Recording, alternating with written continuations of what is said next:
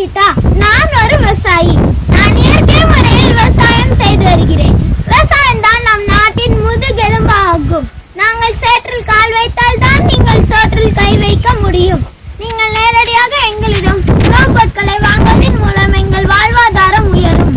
வளர்ச்சி என்பது அறிவில் மட்டும் போதாது, விவசாயத்திலும் வேண்டும். 4G 5G இல்லாமல் மனிதன் வாழ்ந்து விடலாம், ஆனால் கஞ்சி இல்லாமல் வாழ முடியாது. நாங்கள் இருக்கும் வரையில் தான் பசிப்பட்டினி இருக்காது. இயற்கை முறையில் சத்தான காய்கறி பழங்களை விளைவிப்பதை ஊக்கப்படுத்துங்கள். இந்த கொரோனா காலத்தில் சத்தான உணவுகளை உட்கொண்டு உடல் ஆரோக்கியத்தை பேணுவோம். பணம் சம்பாதிக்க 1000 வழிகள் இருக்கிறது, ஆனால் உணவை சம்பாதிக்க விவசாயம் மட்டுமே இருக்கிறது. நம் நாட்டில் விளையாட்டு மைதானங்கள் பசுமையாக இருக்கிறது, ஆனால் விளைநிலங்களோ காய்ந்து கிடக்கிறது. நம் மண்ணின் சொத்து விவசாயம். யாருக்காக உழைக்கிறோம், யாருக்காக பாடுபடுகிறோம், யாருக்காக ரத்தம் சிந்துகிறோம் என்று உணராத உலகில் விவசாயம் மடிந்து போகிறது. எங்கள் உயிர் இருக்கும் வரை உழைத்துக் கொண்டே இருப்போம். கட்டிடங்கள் உருவாக வயக்காட்டை அழிக்கிறாங்க. பட்டினியால் பல 100 விவசாயிகள் மடிறாங்க. கண்ணை கட்டி விட்டது போல் தெரியாமலே நம்ம தட்டு கெட்டு நிக்கிறோமே புரியாமலே. விவசாயம் மட்டும் இல்லைனா உணவு எதிரா, உயிர் எதிரா?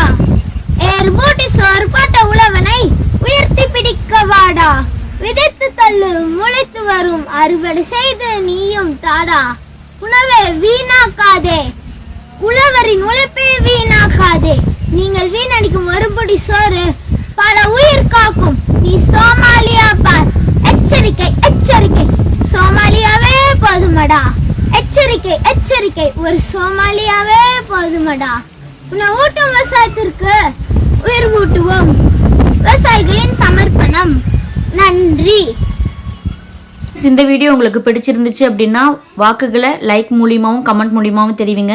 இந்த வீடியோ உங்களுக்கு பிடிச்சிருந்துச்சுன்னா லைக் பண்ணுங்கள், ஷேர் பண்ணுங்கள். புதுசாக சேனலுக்கு வந்திருக்கவங்க மறக்காமல் சேனலை சப்ஸ்கிரைப் பண்ணி கூடவே பெல் ஐக்கானை கிளிக் பண்ணுங்கள் ஃப்ரெண்ட்ஸ்.